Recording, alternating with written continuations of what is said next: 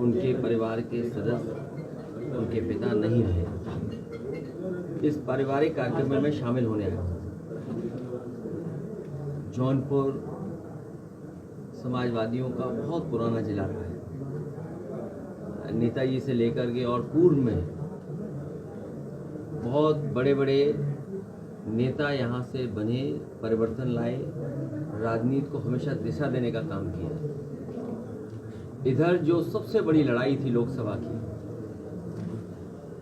जिसमें संविधान बचाना, लोकतंत्र बचाना और जिस तरह भारतीय जनता पार्टी काम कर रही थी, उसकी गलत नीतियों के खिलाफ जनता में आह्वान समाजवादियों ने और गठबंधन के साथ, इंडिया गठबंधन के साथ है, उसका परिणाम ये हुआ है। न केवल जौनपुर की जनता ने, जिसमें दोनों लोकसभा हैं, जौनपुर लोकसभा, मछली शहर लोकसभा और आसपास की बहुत महत्वपूर्ण लोकसभा इंडिया गठबंधन के पक्ष में आई। इंडिया गठबंधन समाजवादी पार्टी, वो समाजवादी पार्टी का एक एक कार्यकर्ता, नेता, जिसने अपनी लड़ाई समझी, संविधान के बचाने की अपनी लड़ाई, बाबा साहब भीमराव अम्बेडकर जी का जो रास्ता था, डॉक्टर राम मनोहर लोहिया का, नेताजी का जो रास्ता था, उस रास्ते पे चल करके यहाँ के नेता कार्यकर्ताओं ने एकजुट होकर के जो पार्टी का फैसला था उसके पक्ष में मतदान हुआ और परिणाम आप देखिए। बहुत दिनों के बाद दोनों लोकसभा समाजवादी पार्टी के पक्ष में आए। मैं एक एक मतदाता का धन्यवाद देता हूँ। पार्टी के संगठन के जितने भी हमारे कार्यकर्ता बूथ स्तर पे थे, गांव स्तर पे थे, संगठन के लोगों का मैं बहुत धन्यवाद देता हूं कि उन्होंने समाजवादी पार्टी की इस लड़ाई में पूरी जिम्मेदारी के साथ मदद की है। और उसका परिणाम ये है कि अब दिल्ली की सरकार वो फैसले नहीं ले पा रही जो वो लेना चाहती थी। लेकिन उसके बावजूद भी आप और हम देख रहे हैं कि जब हर सवाल पर सरकार नाकाम हो गई है, आप उनसे महंगाई पर चर्चा करें, जब हम और आप आज यहाँ बातचीत कर रहे हैं, डीजल पेट्रोल की कीमतें बढ़ी हैं।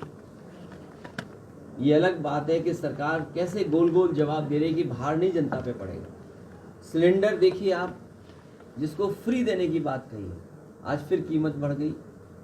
और जिस तरीके से अमेरिका आर्थिक रूप से पाबंदी लगा रहा है अपनी अर्थव्यवस्था बचाने के लिए, अगर वो अपनी अर्थव्यवस्था बचा रहा है और पाबंदियां लगा रहा है, तो भारत की अर्थव्यवस्था को कौन बचाएगा? जब भारत की अर्थव्यवस्था नहीं ठीक चल पा रही है, तो जो निवेश करने वाले लोग हैं अपना पैसा निकाल रहे हैं। उसका परिणाम ये है कि सेंसेक्स लगातार नीचे जा रहा है। महंगाई पे ये जवाब नहीं देना चाहते हैं। बेरोजगारी इतने बड़े पैमाने पे फैल गई है कि आने वाली सरकार अगर फैसले भी लेती है तो कब बेरोजगारी को दूर कर पाएगी? कुछ लोगों को लाभ पहुंचाने के लिए सरकार हर फैसला ले रही है। अभी मुद्रा योजना का 10 साल पूरे हुए हैं। आप खुद सोचिए, अगर 52 करोड़ लोगों को इन्होंने मुद्रा योजनाओं से जोड़ा है और ये बात उन्होंने सरकार में कही थी कि हर व्यक्ति को नौकरी मिलेगी इस मुद्रा योजना के माध्यम से, जो कारोबारियों की मदद की। अगर 52 करोड़ लोगों को इन्होंने मदद की है, 33 लाख करोड़, तो अगर एक व्यक्ति जिसको मुद्रा लोन मिला है, अगर उसने 2 लोगों को नौकरी दी है, तो इसका मतलब तो यह है कि नौकरी खत्म हो जानी चाहिए थी, अब नौकरी की जरूरत ही नहीं थी किसी को। ये तो उन्हीं की बात मैं कह रहा हूं जो आपसे मैं आज शेयर कर रहा हूं। और फिर हमारे मुख्यमंत्री कहते हैं कि अगले 3 साल में हम जीरो पॉवर्टी कर देंगे। हमारे मुख्यमंत्री जी को जानते नहीं है।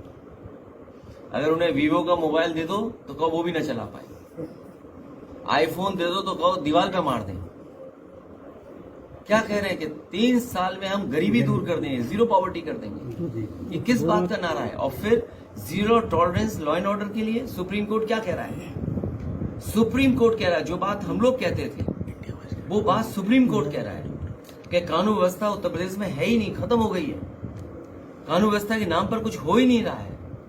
मनचाहा अधिकारी काम कर रहे हैं, मनचाहा अधिकारी मुकदमे लगा रहे हैं, मनचाहा लोग पैसे वसूल रहे हैं। और जौनपुर से बेहतर कौन नहीं जानता, याद करो वो पुजारी की घटना। क्या आज भी जेल में नहीं है पुलिस के लोग? मुझे वो दिन याद है जब एक बच्चा केवल टिकटॉक बना रहा था वो मुस्लिम बच्चा था, टिकटॉक बना रहा था, पुलिस ने दबाव बनाया, उसके बाद पिताजी से पैसा लेना चाहते थे, जान चली गई बाद में। हमारा पूरा डेलीगेशन पार्टी का पहुंचा था। न जाने कितने बेगुनाहों को मार दिया। और यही जौनपुर है जहां पर अपनी नाकामी छुपाने के लिए बैंक डकैती के मामले में एक फेक इनकाउंटर किया था। फेक इनकाउंटर इसी जिले में हुआ था। और कैसी सरकार है, सोचिए आप।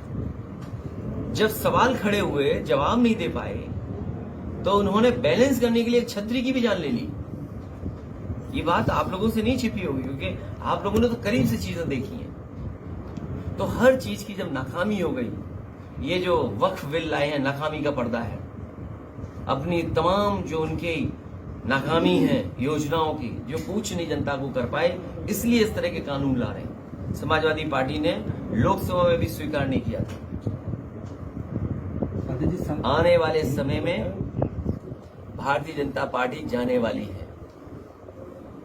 भारतीय जनता पार्टी पीडीए की ताकत को, पीडीए की एकजुटता का सामना नहीं कर सकती भारतीय जनता पार्टी। और इसीलिए क्या कह रही थी मुख्यमंत्री जी, 80 और 90, ये मैंने नहीं कहा। अगर पूर्व में किसी ने कहा हो, मेरे मुंह से आपने कभी नहीं सुना होगा 80 और 90। मैं उन्हीं मुख्यमंत्री जो 80-90 कह रहे हैं, मैं उनसे जानना चाहता हूं कि हम 80 में आते हैं कि 20 में आते हैं, 80 में कि 20 में। अगर वो ये बता पा रहे हैं तो वो समझ लें ये लड़ाई 90-10 की है। और 90-10 में इसलिए बोल रहा हूं कि हर पीड़ित अपमानित पीडीए के साथ है। आप में से ही बहुत सारे लोग समय समय अपमानित हुए होंगे। हमारे प्रेस के साथी भी जानते हैं परेशानियां।